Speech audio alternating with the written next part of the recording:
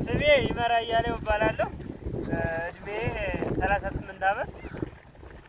የሰባት ቤተሰብ አስተዳዳሪ ነኝ። ሳበር ወረዳ 03 ቀበሌ አላሻ የሚባል አካባቢ ላይ ነው። መልካም። ልዩ ቦታው አባጠይሜ ይባላል።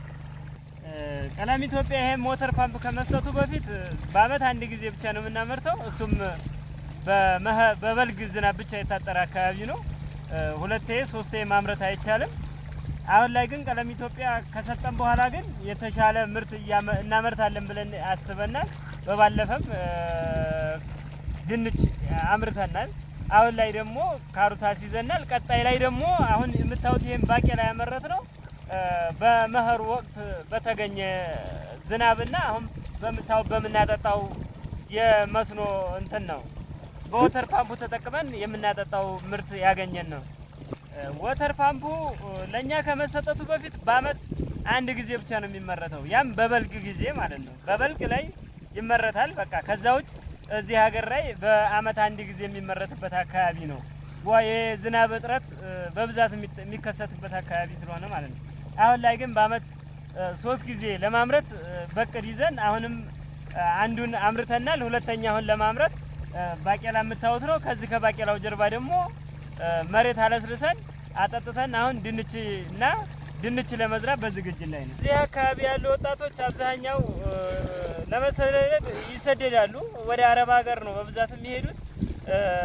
ወደሚሄዱበት አካባቢ ላይ እዛ ሊቀናቸውም ላይቀናቸውም ስለሚችል እጅግ ከፍተኛ ገንዘብ ወጪ ሆኖ ነው ወደ 300 ሺህ ብር ወጪ የቤተሰብ ወጪ አውጥተው ነው እነዚህ ልጆች የሚሄዱት ወደዛ አካባቢና እዚህ እንደ ቀለም ኢትዮጵያ ድጋፍ ቢደረግላቸው እዚሁ አካባቢያቸው ላይ ያለውን ማሳ በነፃነት አልምተው መጠቀም ይችላሉ። ይሄም እዛ ሰው ሀገር ሂዶ ከሚሰራው ስራ የበለጠ እዚህ ሀገር ማምረት ስለሚቻል ማለት ነው።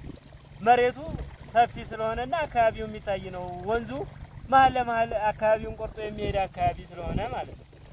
አሁን እኛ አካባቢ ያለን ነው ከደሴ ከተማ 12 ኪሎ ሜትር ርቀት አካባቢ ላይ ነው የምንገኘው።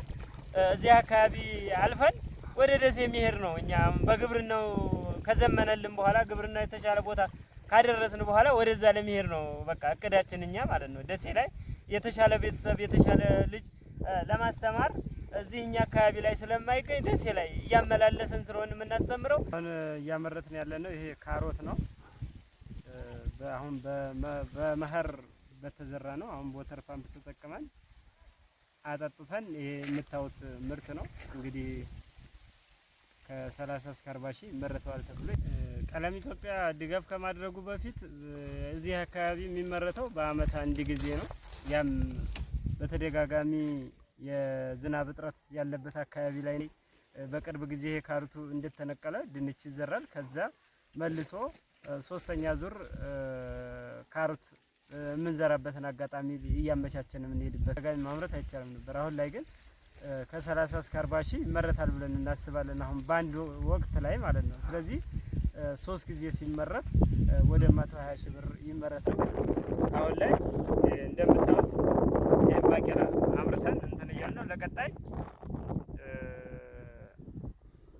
የጓሮ አትክልት ድንች፣ ካሮት የመሳሰሉትን እነሱን ለማምረት እቅድ ይዘን አሁን እርሻ በማለስለስና በማበጃጀት ላይ እንገኛለን። አሁን ሞተር ፓምፕ ለመጠይ ገቢ በጣም ዝቅተኛ የነበረ ቢሆን ቀጣይ ላይ ግን ያለ ገቢ ከዚህ ከጓሮ አትክልቱ ከእንትኑ ከወተር ፓምፑ ጋር በተያያዘ የተሻለ ገቢ ይኖረናል ብለን እናስባለን።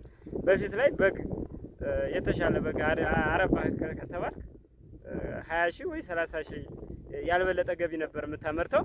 አሁን ላይ ግን ካለው ከጓሮ አትክልት ከሚመረተው ከትንሽዬ ማሳ ላይ እስከ 20 ሺህ 30 ሺህ ማምረት ይቻላል።